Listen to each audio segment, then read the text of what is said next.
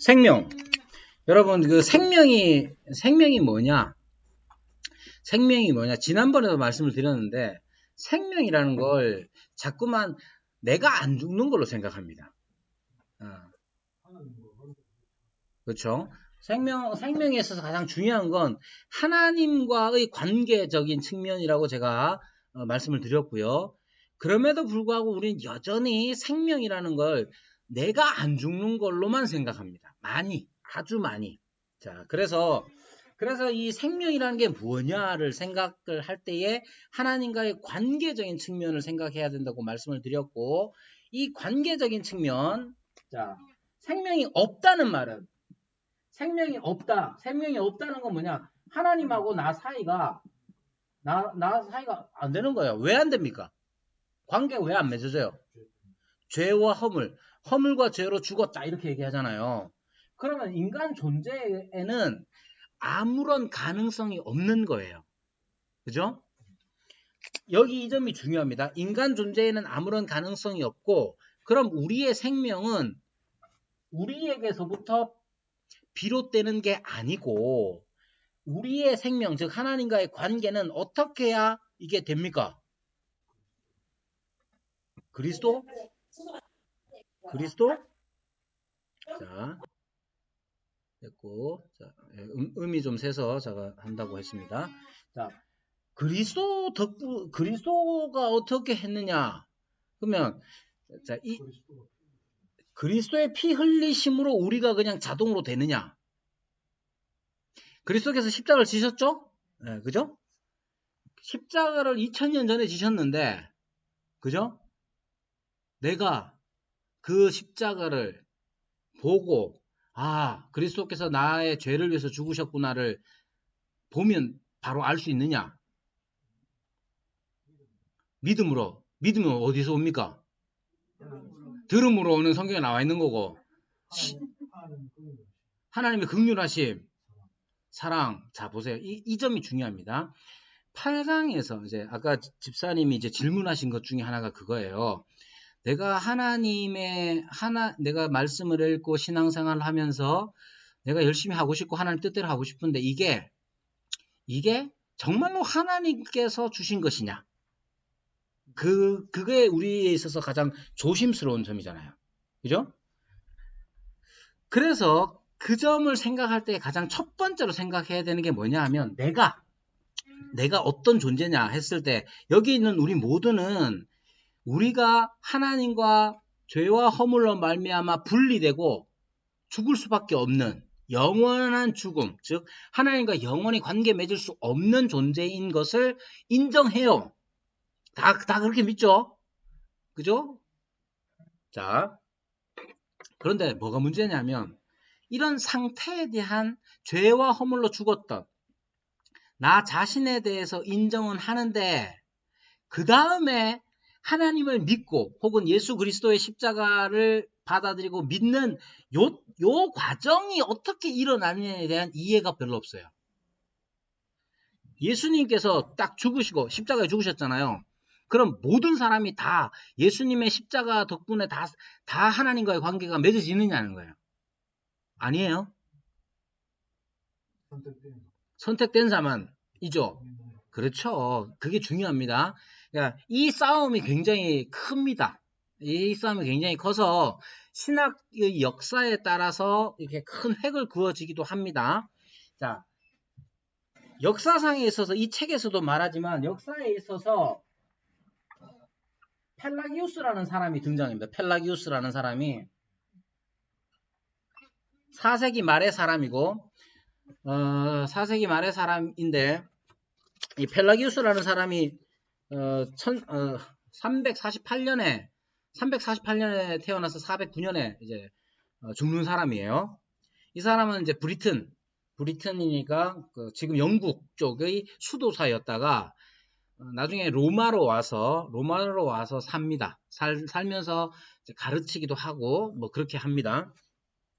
근데 이 사람이 싫어했던 거 한 가지가 있어요. 이 사람이 싫어했던 것 중에 한 가지가 뭐냐 하면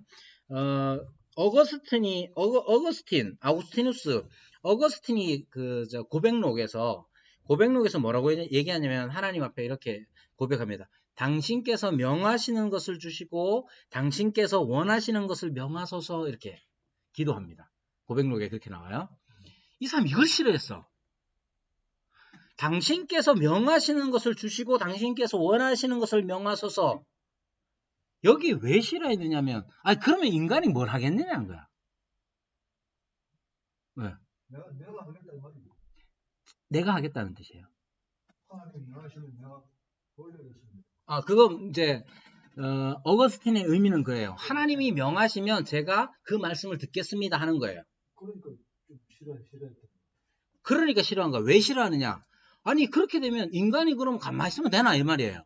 아까 구원에 관한 얘기를 냈잖아요. 어떤 사람이 하나님께서 선택받았다. 하나님이 선택하신 그 주권에 대한 우리가 믿음이 있기 때문에 하나님이 택하신 사람들은 언제든지 하나님이 부르실 수 있다 라고 생각해버리는 거예요. 그래서 어떤 일이 일어나느냐. 허드슨 테일러가 인도에 가자고 그렇게 외치니까 젊은이 앉게 하나님이 구원하시려면 다 하시네 이렇게 한단 말이에요. 그렇게 했다고요. 진짜로. 자, 그럼 보세요. 그러면 이 펠라기우스가 강조한 건 뭐냐면 인간이 그런 식으로 있으면 그런 식으로 수동적이고 피동적으로 있으면 어떻게 도덕적인 행위를 할 수 있냐는 거예요. 집사님이 고민하시는 것 중에 어떤 게 있냐면 우리가 신앙생활 잘하고 싶잖아요. 그 중에 한 면이 뭐냐 도덕적인 거예요. 나 착하게 살고 싶고 정직하게 살고 싶고 하잖아요. 그런데 정직하게 살고 싶은 그 욕망이 나쁜 건 아니잖아요. 참고로 얘기하면 성령의 열매 9가지로 표현되는 성령의 열매 다 윤리적인 겁니다. 그렇죠? 성령의 열매 사랑과 희락과 화평과 오래 참음과 자비와 염성과 충성과 절제 그거 다 윤리적인 거예요. 자, 그런데 보세요. 그래서 기독교는 윤리적인 거 맞습니다. 다만 윤리라고 했을 때에 그 윤리를 위해서 성경 말씀을 읽으려고 한다면 잘못될 수 있다고 얘기했죠. 그건 이 책에서 계속 강조하는 바입니다. 자, 생명이라는 것을 우리가 어떤 식으로 이해하느냐. 이 펠라기우스라는 사람이 어떤 식으로 이해했느냐면 우리가 할 수 있다는 의지가 여전히 죄로 물들지 않고 인간의 의지, 도덕적 의지 자체가 무엇이든지 할 수 있도록 한다는 거예요. 그 말은 우리가 하기 쉬운 표현으로 하자면 죄가 인간의 전 존재를 타락시켰지만 하나님을 향하여서 내가 무언가를 하고자 할 때에 그 도덕적 의지는 타락하지 않아서 할 수 있다고 생각합니다. 펠라기우스, 그러니까 아주 간단하게 얘기하자면 펠라기우스는 그렇게 생각한 거예요. 그리고 나서 이제 세월이 한 1000년 이상 지났죠. 이제 네덜란드의 아르미니우스라는 사람, 야곱 아르미니우스라는 사람이 이제 제네바에서 칼빈이 죽고 난 다음에 칼빈의 이제 후계자로 베자라는 사람이 가르쳤는데요. 그 베자에게서 이 아르미니우스는 배웠습니다. 아르미니우스는 그렇게 배우고 이 사람이 그러니까 1560년생이에요. 1560년. 1560년에서 1609년까지 살았습니다. 1587년부터 이제 돌아와가지고 네덜란드로 돌아와서 암스테르담으로 돌아왔어요. 몇 살입니까? 27살이요. 27살에 이미 성경과 신학의 지식이 박식한 사람으로 이제 알려졌어요. 놀라실 거 없어요. 칼빈도 27살에 기독교 학교 초판을 썼으니까. 그래서 저도 인생에서 27살이 되면 뭐 좀 할 줄 알았더니 자, 27에 이 사람이 목회를 했는데 이 사람 성경도 잘 가르치고 신학도 잘 가르친다고 유명해졌어요. 근데 이 네덜란드라는 곳 자체가 특징이 있는데 이 네덜란드 자꾸 딴 데로 세노. 자, 네덜란드라는 곳 자체가 인문주의. 그러니까 그때 당시에 르네상스의 영향으로 인문주의라고 하는 인간의 가치를 아주 중요하게 여기는 인문주의가 이 네덜란드에서 막 펼쳐지기 시작했는데, 그런 사람들 중에 법률가 중에 한 사람이 칼빈이 가르친 내용 중에 한 가지 마음에 안 드는 게 있었던 거예요. 그게 뭐냐? 예정론이야. 예정론에 대해서 이 사람이 마음에 안 들었어요. 그러자 교회에서는 어떻게 했냐면 이 유명한 아르미니우스에게 이 사람이 예정론이 법률가 이 사람이 예정론을 좀 이상하게 하는데 당신이 좀 살펴서 반박을 좀 해주시오 했더니 딱 살펴보니까 자기도 그렇게 생각하거든. 그 입 다물고 가만히 있었어요. 그러다가 이 사람이 아르미니우스라는 사람이 이제 레이든 대학의 신학부 교수로 가요. 신학교 교수로 가가지고 가르치다 보니까 자기 생각이 나오기 시작한 거야. 그때 누가 있었느냐 하면 1563년생인 고마루스라가 있었어요. 고마루스라는 사람이 알미니우스의 사상을 간파하고 이제 지적하기 시작했어요. 지적하기 시작했는데 이 양반이 1910년에 죽었었네. 10년 전에 요때까지 죽었어요. 10년에 죽은 게 아니라 1909년에 죽었는데 1610년에 어떤 일이 있냐면 알미니우스의 제자들이 예정론에 관해서 구원에 대해서 항론, 지난번에 잠깐 말씀드렸는데 항론이라는 이름으로 예정론, 칼빈의 예정론에 대해서 시비를 걸었어요. 그러자 반항론이라는 논문을 고마루스를 비롯한 칼빈주의자들이 내놓고 싸우기를 시작했어요. 이 싸움이 이게 심각한 게 뭐냐면 교회가 그때까지만 해도 하나가 되어 있었고 만약에 교회의 신학이 달라져 버린다. 그러면 교회가 하나 쪼갈려 나가는 게 아니라 전쟁이에요. 전쟁. 그게 당시의 유럽의 상황이었거든요. 그러니까 이 중에 이제 여러 논란들이 많이 있었는데 그런 와중에 이제 1618년 11월부터 1600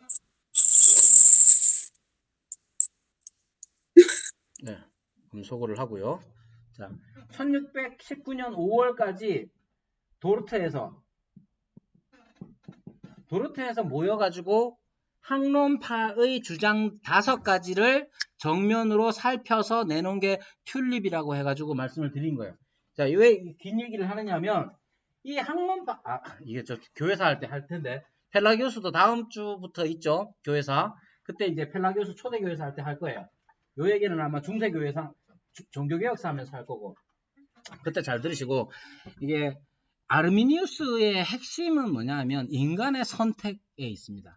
구원을 위해서 인간이 예수님을 선택할 수 있다는 점에 있어요. 그런 점에서 보면 펠라기우스와 아르미니우스가 똑같이 인간의 의지, 선택할 수 있는 힘을 강조한 거예요. 자, 생명이라는 거 얘기를 했잖아요. 펠라기우스나 알미니우스 같은 경우는 이 생명에 있어서 전제가 뭐냐? 전적인 타락. 전적 타락 자체를 안 믿어. 부분적으로 의지라는 것. 우리가 도덕적 의지라는 것 자체가 우리에게 살아있다. 그럼 우리 뭐 해야 되느냐? 그 도덕적 의지를 발휘하여 살아내야 된다는 거예요. 생명은 뭐겠어요, 그러면? 이 사람들에게 있어서 생명은. 의지가, 자기의 의지, 도덕적 의지가 마음껏 발현되는 거. 그게 이 사람들의 생명이에요. 예수 안 믿는 사람은 그렇게 살잖아요. 그렇게 살죠? 우리는요? 진짜로 그럴까요? 자, 여기에서 심각한 문제가 나옵니다. 뭐냐 하면 우리가 살고자 하는 것, 우리가 의지를 발휘해 살고자 할 때에 그 의지가 어떤 거냐는 거예요. 기본적인 조건이 뭐냐? 성경에서 말하고 이 책에서 강조하는 건 뭐냐면 이 생명이 누구로부터 왔느냐예요. 우리가 예수님을 보고 예수님의 십자가를 딱 보고 예수님이 날 위해 죽으셨구나 라고 깨닫는 거. 그건 누가 깨닫는 거예요? 성령님께서? 나는 뭐예요? 깨닫게 해주시는 거죠. 자, 그 점이 중요합니다. 그래서 우리가 신학적으로 표현하면 중생이라고 하는 것이 이제 거듭남이라는 것이 언제 일어났는지 모르고 우리의 인식에서는 언제 일어났는지 모르고 하나님께서 나를 생명의 씨를 뿌려 주셔야 그 하나님께서 하나님께서 즉 창조의 영이시고 부활의 영이신 그 성령께서 죽어있는 우리에게 영혼의 죽음 가운데 있는 우리를 이미 살려 놓으셔야 밖에서 들리는 복음의 소리에 반응할 수가 있다는 거예요. 그러면 우리가 그렇게 살아야 한다는 거예요. 하나님께서는 우리를 그렇게 살려 놓으신 다음에 어떻게 하겠어요? 그 다음이 문제입니다. 자, 그 다음에 문제가 뭐냐 하면 하나님이 우리에게 생명을 주셨어요. 생명을 주셨어요? 하나님은 뭐 하시겠어요? 이끌어 가세요? 그 점이 중요합니다. 자, 우리가 이끌어 간다 했을 때에 여기에서 이제 하나님이 주신 신앙이라는 말로 표현되어지는데 우리가 이것까지는 동의해요. 우리가 우리의 영혼이 허물과 죄로 죽었는데 성령 하나님께서 창조의 영이신 그분이 부활의 영이신 그분이 우리의 영혼을 살려 놓으셨고 살려 놓으신 상태에서 밖에서 복음이 들렸을 때에 예수 십자가의 그 사건의 의미가 우리에게 보여졌을 때에 우리는 살아났기 때문에 근데 이 상태에는 중생한 이 상태에는 교회도 안 다니고 술 먹고 자기 마음대로 하고 막 그런 상태예요. 겉으로 보면 그런 상태인데 어느 날 갑자기 예수님의 복음의 사건이 내게 꽉 꽂히는 거야. 그건 하나님이 살려 놓으셨다는 증거예요. 근데 이 점에서 많은 사람들이 내가 그 십자가 사건을 보았고 내가 그 십자가 사건을 믿었다라고 그게 자기 의지인 거예요. 그런데 그 이후에도 우리는 내가 하나님께서 살려주셨으니 이제 내가 하나님을 위해서 살아야겠다는 열심으로 사는 거예요. 하지만 점점 신앙생활 하면서 이거는 또 깨닫게 되잖아요. 이건 아니다. 맞아요. 또 이건 있네. 자, 이 8강에서 강조하는 그거예요. 여기 이제 갈라디아서 말씀을 인용하죠. 갈라디아서 5장 17절 말씀을 얘기하는데 우리의 싸움이라는 게 어떤 거냐 했을 때 자꾸 선과 악, 선의 의지와 악의 의지. 예수 믿는 사람은 선의 의지를 택해서 살아가야 한다는 식으로 생각하면 안 된다는 거예요. 이 말이 오해를 불러일으킬 수 있는데 우리는 예를 들면 선이라는 게 무엇이 선이냐? 여러분 선이 뭐라고 생각하세요? 선이라는 건 혹은 의라는 거 이거 있잖아요. 상당히 표현이 좀 조심스럽습니다만 발전적 개념이에요. 무슨 뜻이냐면 어린아이에게 날선 칼을 주지 않습니다. 그죠? 날선 칼을 주지 않아요. 그게 선이에요. 그죠?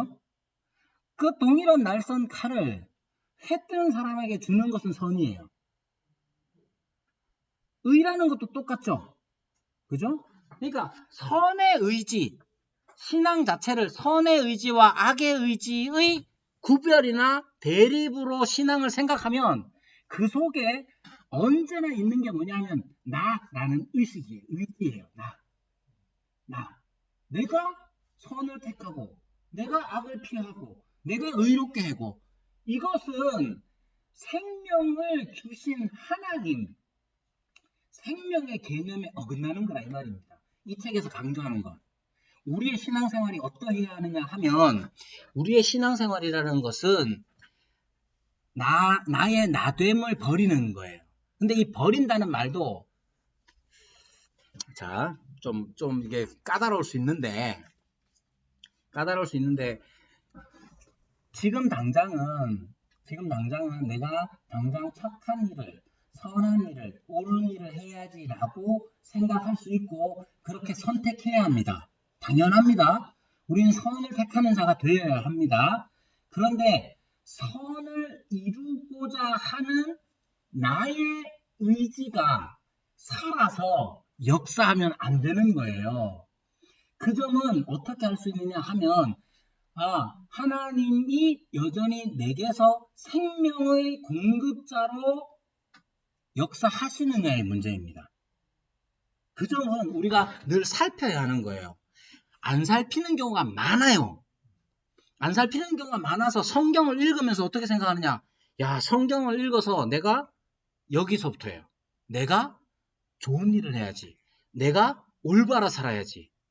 그러면 여전히 생명의 근원으로서 생명의 원동력으로서의 나라는 것이 살아있는 게 되는 거예요. 그러니까 성경을 읽어도 예배당에 예배 출석을 해도 헌금을 해도 나가 살아있어요. 하면 할수록 나가 막 살아납니다. 여러분 지난번에 말씀드렸잖아요. 새벽기도 중요합니다. 새벽기도 열심히 나오는 권사님이 제일 얘기하기 싫어요.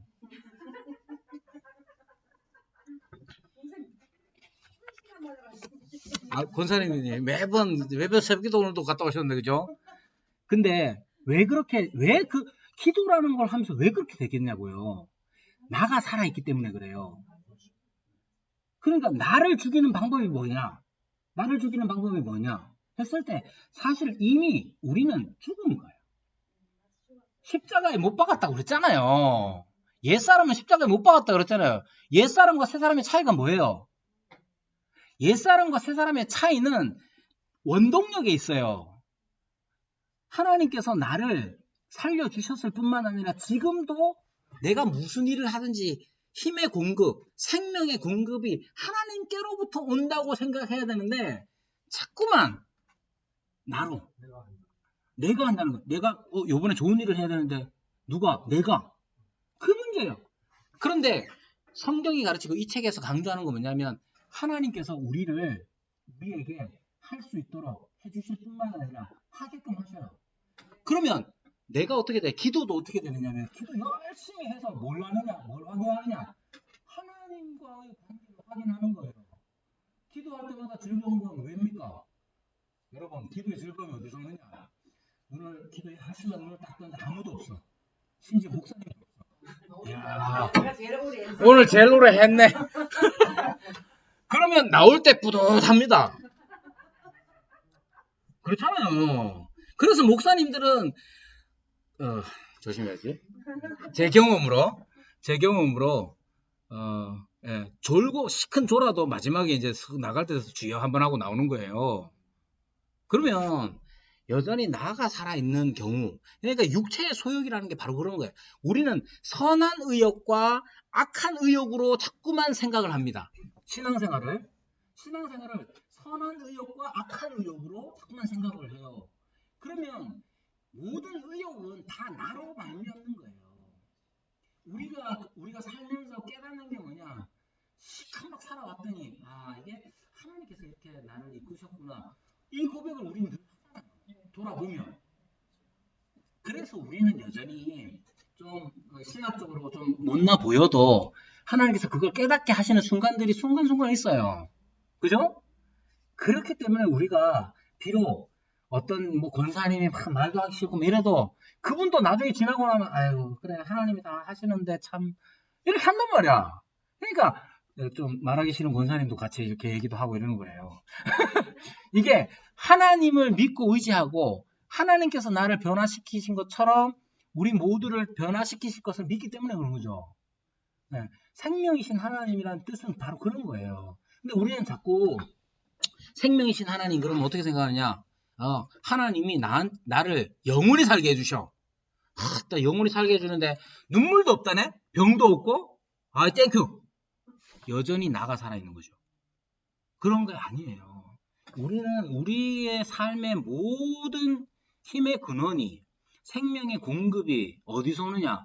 나를 죽음에서 건지신 그분이 주신다는 것을 경험하면서 사는 거예요. 말씀을 통해서 그걸 알게 되는 거고, 그 말씀을 따라서 살아갈 때에 우리가 그래, 하나님 성령께서 우리에게 이걸 주시는 것이지 라고 늘 깨닫는다는 거예요. 근데 펠라기우스나 알미니우스나 혹은 알미니우스를 이제 받아들였던 웨슬리 같은 사람들은 우리가 할 수 있는 뭔가가 있다고 생각해요. 우리가 할 수 있는 거. 우리가 해야 되지 않느냐. 그래서 성결교 이제 웨슬리안 같은 경우는 이 땅에서 완전 성화를 주장합니다. 우리 완전 성화하자. 그렇게 얘기한다고요. 우리도 당연히 완전 성화를 위해서 향해 가지만 완전 성화는 영화로서 주님이 오실 때 죄의 육신을 벗고 부활의 육체를 입을 때에 완전 성화, 영화에 이르게 된다고 우리는 믿는 거예요. 그 차이가 있는 거예요. 그러면 그 차이는 내가 얼만큼 열심히 하느냐의 문제가 아니라고. 열심히 합니다. 왜? 아니 하나님이 계셔가지고 하나님이 생명을 공급해 주시는데 안 할 수가 있습니까? 당연히 열심히 하지. 성경도 열심히 보고 성경 말씀을 통해서 순종하려고 애쓰고 당연히 열심히 합니다. 근데 내가 아니면 안 돼. 나는 이걸 해야 해. 여러분 이게 많은 사람들에게 인기를 끌 수 있어요. 왜? 여러분들 생각해보세요. 하나님이 다 하십니다. 이러면 하고 싶어요? 안 하고 싶어. 아니 하나님이 하신다는데 뭐 안 하고 싶어요. 그래서 어떻게 하느냐. 여러분 구원받기 원하시면 앞으로 나오세요. 일어나세요. 엄청 강조하는 거예요. 그 누가 다 하느냐. 침례교 그런 사람들이 옛날에 다 했던 거예요. 근데 우리도 지금도 많이 하고 있고. 왜 그게 중요하냐. 왜 그걸 중요시 여기느냐 하면 사람이 뭔가를 해야 한다고. 내가 뭔가를 할 때에 그게 나에게 도움이 되고 실제적으로 효과가 있다고 생각합니다. 그러면 그것이 의미하는 바가 뭐냐? 생명이 나에게서 싹 틀 수 있고 생명이 자랄 수 있고 그걸 담고 있는 거예요. 그러면은 그렇다고 해서 그렇게 열심히 못하게 하느냐 우리 신앙이 이 책의 저자가 그렇지 않아요. 이건 생명의 근원이 어디서 오느냐의 문제를 다루고 있는 겁니다. 자, 9강은 하나님의 호칭에 대한 문제를 얘기합니다. 하나님의 호칭. 자, 하나님에 대해서 생각할 때 이제 하나님에 대한 호칭을 살펴봐야 하는데, 여러분 이제 하나님에 대한 호칭이 여럿 있다는 걸 아셔야 되는데, 제일 이제 많이 알고 있는 것 중에 하나가 엘로힘입니다. 엘로힘이라는 말 많이 쓰고요. 그렇긴 한데 이 엘로힘도 예를 들면 이방 신들이라고 할 때 그 신자도 엘로힘입니다. 그 신도. 그리고 하나님을 부를 때도 엘로힘이라고 불러요. 근데 하나님만 엘로힘이라고 부르는 게 아니에요. 엘로힘이라고 할 때에 그 엘로힘은 이방의 신들도 엘로힘이고 심지어 왕 같은 존재, 주인 같은 존재도 엘로힘이라고 부릅니다. 그러면 하나님께 쓰면 안 되느냐? 그렇지가 않아요. 그렇지가 않고 하나님께 엘로힘이라고 쓰는 게 마땅한데 다른 우상이나 아니면 권력자들이나 왕은 하나님의 하나님 되심을 빌어오거나 아니면 모방하는 존재이기 때문에 그냥 명칭으로 엘로힘이라고 쓰는 겁니다. 자, 그래서 그 중에 하나님에 대한 호칭 중에 가장 중요한 호칭이 뭐냐? 오직 하나님께만 사용됐던 호칭이 뭐냐? 야훼라는 말입니다. 야훼. 근데 이 책에서는 야훼라고 쓰는데 우리 교단에서 이 말 잘 안 씁니다. 이 말 잘 안 쓰고 뭐라고 쓰겠습니까? 아니 여호와 씁니다. 여호와. 조영규 목사님 야훼 많이 쓰죠. 야훼란 말 많이 쓰는데요. 이제 이 야훼와 여호와의 차이는 그 발음상의 차이고 좀 더 이제 불필요한 지식 TMI를 드리자면 이 책에 나와 있구나. 이 여호와라는 말이 이제 영어 제호바에서 그냥 음을 번역해서 이제 바꿔서 쓴 거예요. 그러니까 근데 이 야훼라는 말은 원래 이 책에 나와 있는 것처럼 여호와라는 말 자체를 히브리어는 그래요. 히브리어는 원래 모음이 없어요. 모음이 없는데 나중에 이제 마소라 학파 사람들이 모음을 이제 점을 찍어서 표현합니다. 표현을 하는데 이 여호와라는 이 말 자체도 마찬가지로 모음이 없고 자음만 있어요. 어떻게 발음할지 모르잖아요. 그리고 서기관들이 뺏겨 쓸 때에 여호와라는 말이 나오면 펜을 새로 쓰고 새로운 펜으로 쓰고 부러뜨려서 다른 글자를 안 쓰도록 했다고 해요.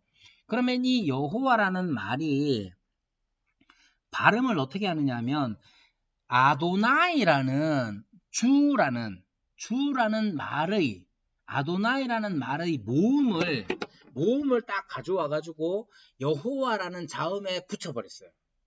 그래서 발음 나는 게 뭐냐? 야훼라는 발음이에요. 근데 그 야훼를 영어권에서는 제호바라고 번역을 했고 그 제호바를 그대로 한국어로 이렇게 음을 바꿔서 부를 때 여호와라는 말을 쓴 거예요. 그래서 이제 처음 들어올 때 번역하시던 분들이 여호와라는 말로 번역을 했는데 나중에 이제 공부하고 오신 분들이 보니까 야훼라는 이렇게 발음하는 거야 라고 했는데 그분들이 좀 신학이 좀 그래서 보수적인 교단에 있는 분들은 야훼라는 말 안 쓰고 여호와라는 말을 써요. 그 사람들이 이제 야훼라는 말을 막 가지고 왔고 뭐 이랬기 때문에 그래서 저희 이제 은사 되신 분도 구약학 교수님도 한참 전에 은퇴하신 그분도 야훼란 말을 쓰면 거의 점수를 못 받아요. 그렇게 하는데 굳이 그럴 필요는 없는 것 같고요. 야훼라는 말을 써도 된다 생각을 하시면 되고요. 대신 여기에서 강조하는 건 뭐냐면 이 말이 담고 있는 의미가 뭐냐 하는 거예요. 하나님을 호칭하는 여러 가지가 있습니다. 하나님을 부르는 하나님에 대한 호칭이 여럿 있는데 다른 것들은 다 다른 신들에게도 쓰고 또 높은 사람에게도 쓰고 이렇게 하는데 오직 야훼 혹은 여호와만이 하나님에 대한 독특한 호칭이 되는 거예요. 자, 호칭이란 말이 호칭의 의미가 중요한 게 호칭이라는 건 이게 부르는 거잖아요. 이제 여기 계시는 분들이 다 저보다 이제 연배가 있으신 분들인데 저를 이목사라고 부른다고 칩시다. 예. 틀린 말 아니잖아요. 근데 저를 이목사라고 이렇게 부르면 제가 기분 나빠합니다. 그러니까 제가 강의 안 하고 이제 없을 때는 여러분들이 이목사 저목사 막 해도 되는데 제가 여기 있는데 저를 부를 때 이목사 이렇게 부르면 그렇잖아, 그죠? 그러니까 호칭이라는 거 부른다는 거는 우리의 태도를 비롯해서 여러 가지가 담겨 있어서 중요한 거예요. 그런데다가 이 호칭이라는 것이 이 여호와 혹은 야훼라는 이 호칭이 하나님께서 직접 알리신 호칭이에요. 그러니까 엘로힘이라는 말은 아도나이라는 말은 그냥 사람들이 일상으로 써. 엘로힘이라는 말이 신을 칭할 때도 쓰지만 무슨 주인님을 부를 때도 엘로힘이라고 불렀고 아도나이는 그냥 주라는 말 자체는 일상적으로 많이 썼던 말이에요. 그러면 그런 말을 세상 사람들이 혹은 많은 사람들이 그냥 쓸 수 있는 까닭은 뭐냐면 그런 말 속에 엘로힘이나 아도나이가 원래 하나님께만 해당되는 호칭이지만 세상의 사람들이 하나님께만 해당되는 것을 빌려오거나 아니면 그것을 자기가 이용해 먹거나 우상이죠, 그게. 그렇게 했기 때문에 이 세상에 통용되는 거예요. 단 여호와 야훼라는 것은 하나님께서 직접 당신의 백성에게 내가 여호와다 라고 알리신 거예요. 그러니까 여호와라는 말이 가장 독특한 호칭이 되는 거죠. 그러면 여기서 또 하나 문제가 뭐냐면 하나님께서 그렇게 호칭을 당신 스스로를 당신의 이름을 계시하셨잖아요. 그러면 이걸 우리가 가볍게 여기면 안 되는 거예요. 하나님이 직접 알려주신 거니까. 그래가지고 이 여호와나 야훼를 만약에 함부로 내가 여호와 막 이런 태도로 만약에 한다 안 되는 거야 그거는. 저 모세 시대 때는 여호와 이름만 부르는데도 죽었다고. 함부로 부르면 그렇죠. 안 부르시면 이제 호칭은 부르라고 주신 이름인데 그래서 3계명에 여호와 이름을 망령되이 일컫지 말라고 하신 거예요. 그죠? 그러니까 망령되이 일컫는다는 게 뭐냐? 하나님께서 내신 뜻에 맞게끔 사용하지 않고 지 필요한 대로 자기 마음대로 자기 기분대로 써먹으면 망령되게 일컫는 거예요. 조심해야 될 거 말씀드릴게요. 아들이 사고를 쳤어. 그럼 뭐라 합니까? 감탄사. 아이고 주여 이런데. 야, 아이고 두야 말고 우리 큰어머니는 아이고 두야 했는데 교인들 중에 아이고 두야 뭐 이런데 조심해야 돼요. 주라면서요. 주님이시라면서요. 근데 막 함부로 막 하면 됩니까? 조심해야 돼요. 그러니까 하나님이 진짜로 우리를 초월하여 거룩하신 분이며 영원하신 분이며 무한하신 분이며 공의로우시다면 하나님이 내신 이름을 함부로 쓰는 거 됩니까? 그 만월이 여기는 거라니까요. 아주 조심해야 돼요. 여호와라는 말 안에 그러면 어떤 의미가 담겨 있느냐 했을 때 이 여호와라는 말 안에는 이 사람들이 주라는 개념이 들어가 있다고 분명히 밝힙니다. 자, 그러면 이런 거죠. 이 앞에 거랑 얘기해서 생각하면 하나님은 인격자이시고 생명이시잖아요. 이게 이제 앞에 내용이에요. 7강까지의 내용이에요. 하나님은 인격자이시고 하나님은 생명이시다. 이건 하나님과 나와의 관계 자체를 얘기해 주는 게 아닙니다. 하나님은 인격자이신데 그래서 뭐 어쩌란 말이에요. 인격자이신 그분이 생명이신 그분이 나와 어떤 관계에 있느냐를 설명해 주는 호칭이 뭐냐? 여호와라는 거예요. 하나님이 인격자이시고 생명이 있다. 여러분 이런 거예요. 요것만 빼면 여기 야훼 여호와라는 걸 빼면 하나님이 인격자이시고 생명이시잖아요. 그러면 우리 영화 중에 이런 거 있습니다. 램프의 요정 지니 램프의 요정 램프 막 문지르면 뻥 나타나가지고 주인님 무엇을 도와드릴까 하죠. 그 지니라는 램프의 요정도 생명도 막 가주죠. 그뿐만 아니라 인격 그리고 말이 통하고 감정이 있잖아요. 그런데 램프를 문지르는 사람이 아도나이 주가 되죠. 그죠? 하나님은 인격자이시고 생명이신데 우리와의 관계를 어떻게 하느냐가 중요합니다. 하나님은 인격자이고 생명이신 그분이 우리에게 여호와가 되신다는 거예요. 근데 이 여호와라는 말 안에 들어가 있는 가장 중요한 개념은 뭐냐? 주가 되신다는 거죠. 주인 주자를 써야 주인 주자. 여러분 제발 그 젊은 사람들이 아이고 주여 해놓고 주여라는 그 그림 갖다 놓고 술 주자를 써서 아이고 주여 이러지 안 되죠. 안 되는데 그런 사람 많습니다. 근데 그런 사람만 있느냐?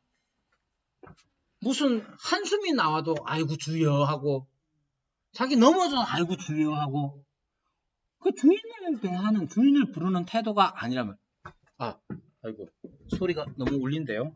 죄송해요. 제가 갑자기 흥분해서 그래요. 제가 흥분을 잘합니다. 자, 주라는 말이 아도나이라는 말 자체가 주라는 개념을 가지고 있다는 점이 가장 중요합니다. 그러면 이 개념이 어떻게 나와 있느냐 하면 이 여호와라는 말을 하신 때가 언제입니까?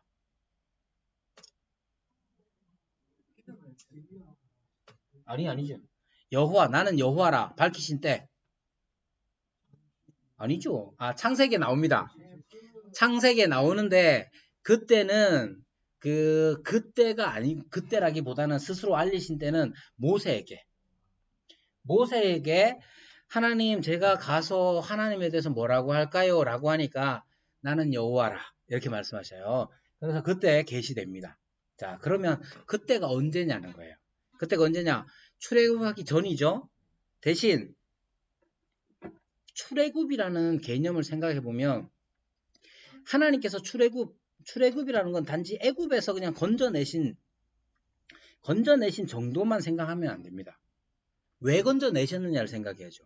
그러니까 출애굽 19장에 나오는 얘기가 그거잖아요. 건져내셨어. 독수리가 이제 업어서 건져내셨어요? 뭐 때문에 건져내셨어요? 출애굽의 목적성이라는 게 있을 거 아니에요. 가나안 땅으로 왜 가요?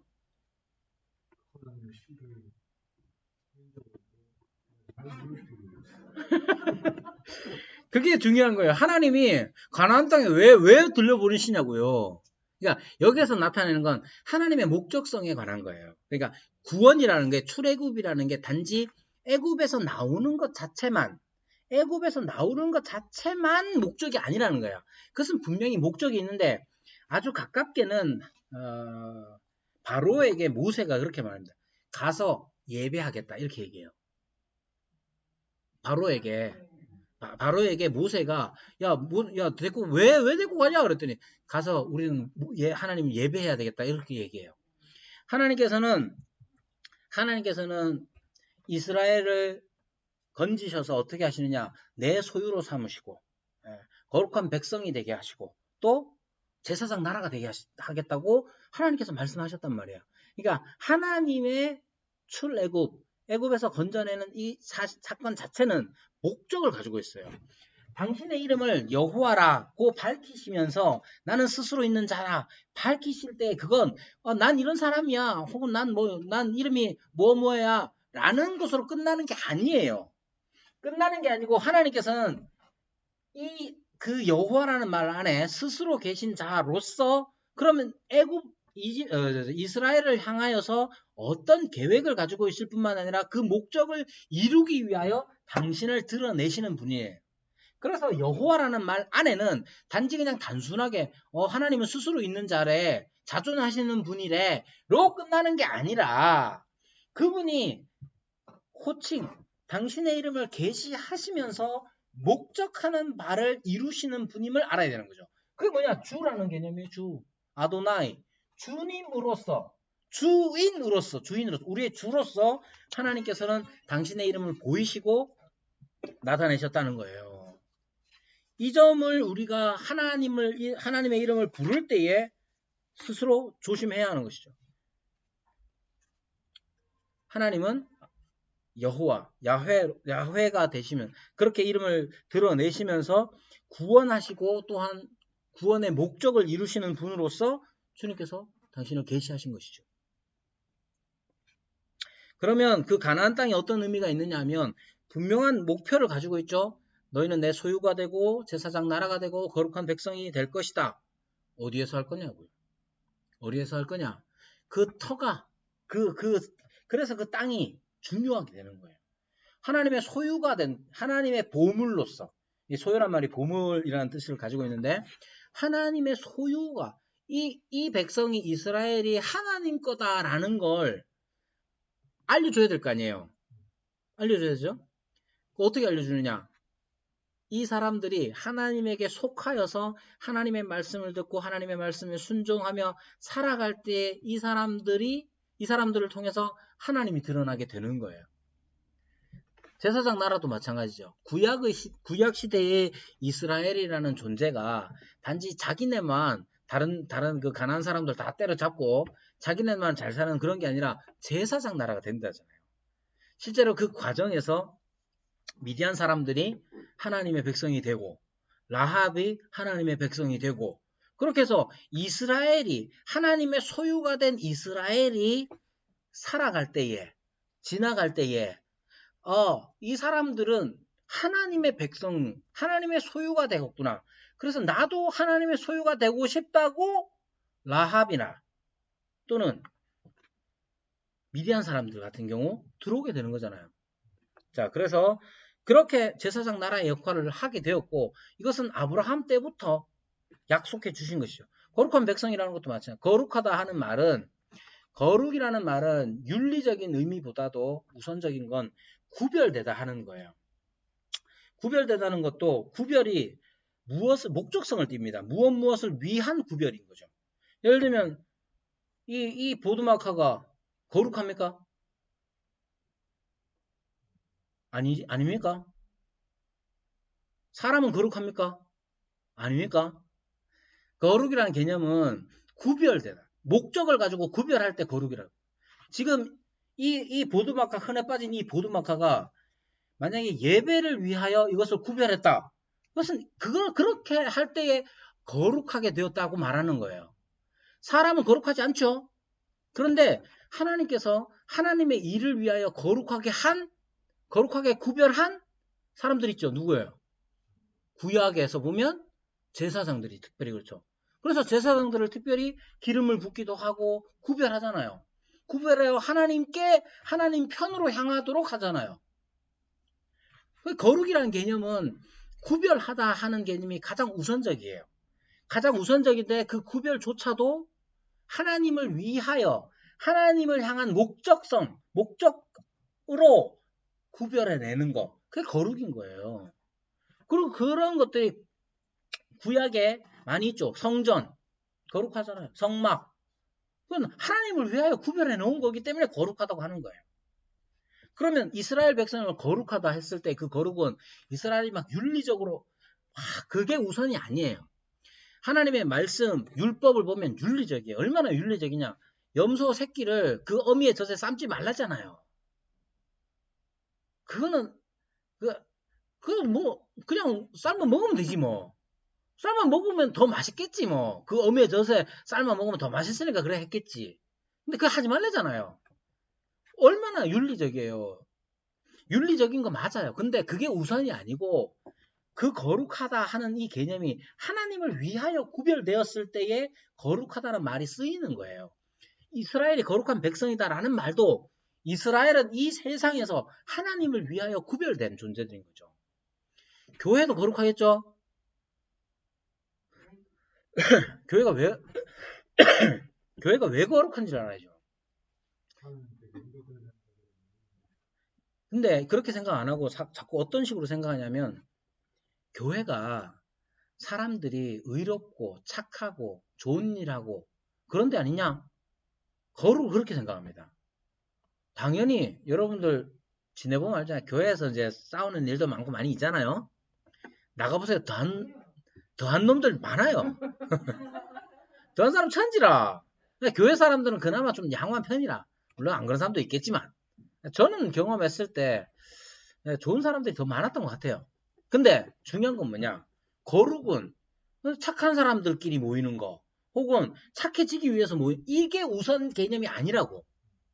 이게 아니라 우리의 모든 행위들은 하나님을 위하여 구별되는 게 가장 거룩의 가장 중요한 의미예요. 이스라엘은 어떤 사람들이냐? 하나님을 위하여 구별된 사람들이에요. 하나님을 위하여 구별된 것들을 가장 잘 드러내는 방법이 뭐겠어요? 율법을 지키는 거예요. 율법이 뭐냐? 하나님의 말씀이야. 우리는 어떻게 교회의 거룩성을 드러내겠습니까? 교회의 거룩성이 어떻게 드러납니까? 그게 설명하자면 뭐 하는데 그 설명을 왜? 아니 이스라엘의 거룩도 잘 설명하셨잖아요. 아니요, 예수 그리스도 이거 설명을 해야 돼요. 설명? 네. 잘 들으세요. 율법 잘 지켜야 됩니다. 근데 율법 아니 들어보세요. 율법을 잘 지킨다는 말의 의미는 뭐냐? 율법주의적으로 율법을 지킨다는 게 아니에요. 율법이 뭐냐 하면 하나님께서 하라고 하신 거, 하나님이 하지 말라고 하신 거, 그게 율법이에요. 그래서 주님께서도 율법의 1.1핵도 말씀하신 게 그 뜻이에요. 하나님 뭐 하라고 하셨습니까? 우리에게 사랑하라.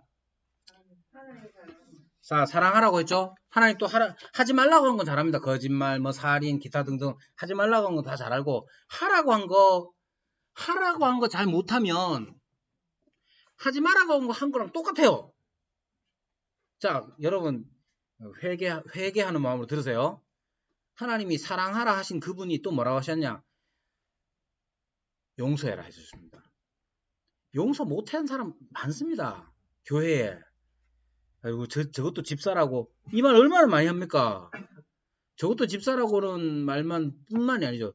아이고 저것도 목사라고. 이 말도 하잖아. 제가 목사라서 그렇게 하는 거예요. 보세요. 근데 하나님이 뭐라고 말씀하셨느냐? 용서해라 했습니다. 그럼 용서하면 어떤 일이 일어나겠습니까? 용서하면 어떤 일이 일어나겠어요? 용서하고 인내하고 그렇게 하면 뭐 어떤 일이 일어나냐? 아, 하나님이 여기 다스리시네? 라는 하나님의 살아계심이 드러나게 됩니다. 그러면 내가 내 힘으로 용서하는 게 아니잖아요. 사실 내 힘으로 용서 못해. 네. 하나님께서 우리에게 하나님의 율법으로 우리에게 말씀을, 율법이라고 하면 부담스럽잖아요. 그래서 아까 이제 집사님이 맨 처음에 율법 얘기할 때 이렇게 뭐라고 말을 못하겠는데 하신 까닭이 그거예요. 율법에 대한 근본적인 거부감 같은 게 있어요. 왜? 바리새인 욕 엄청 얻어먹었거든.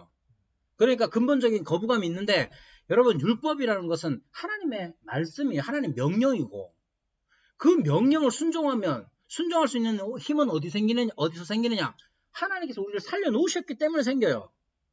그뿐만 아니라 하나님께서 우리를 위하여 보내신 중보자 되신 예수 그리스도께서 그 율법의 모든 요구를 다 이루셨잖아요.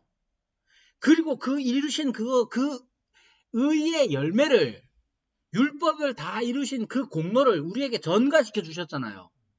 우리의 죄가 그리스도로 인하여서 죄의 형벌이 감하여지고 대속이 이루어지고 그 다음 그리스도께서 이루신 의의 공로를 우리에게 주신 것. 이게 이중 전가교리라고 합니다. 그리스도의 이중 전가교리. 죄의 전가가 그리스도께 일어났고 그리스도께서 이루신 의의 전가가 우리에게 일어나고 그래서 우리가 생명의 면류관을 받는 거예요. 그건 그리스도께서 우리를 위하여 행하신 모든 일의 결과로서 우리에게 주신 은혜로서 우리가 그리스도께서 받으실 것을 함께 받는 거라고요. 그러면 그 가운데 하나님께서 그 거룩한 백성, 하나님을 위하여 구별된 백성을 향하여서 말씀하신 것들을 우리가 생명으로 여기고 함께 이루어 나가는 건 내가 좀 더 그럴싸한 사람이 되고자 하는 마음이 아니라 생명의 힘의 원동력으로서 그렇게 주시는 거예요. 그때 그것을 순종하여 살아갈 때에 뭐가 일어나냐? 거룩한 백성이 드러나. 어떻게? 아, 이 사람들은 하나님께 속한 사람이구나. 아, 이 사람들 안에는 진짜 하나님이 계시구나. 아니, 하나님이 계시니까 저렇게 저 죽일 놈도 용서하지.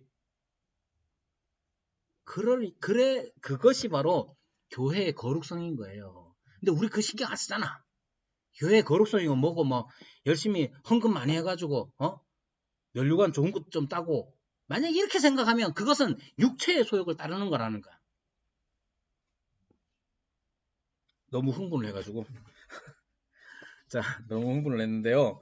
자 여호와라는 말 안에 주라는 개념이 가장 중요하게 들어가 있습니다. 근데 주라는 개념 자체가 그냥 막연하게 주 뭐 이런 게 아니라 주인으로서 우리에게 생명을 주실 뿐만 아니라 우리를 이끌어 가시고 목적을 가지고 이끌어 가시는 그런 주님이에요.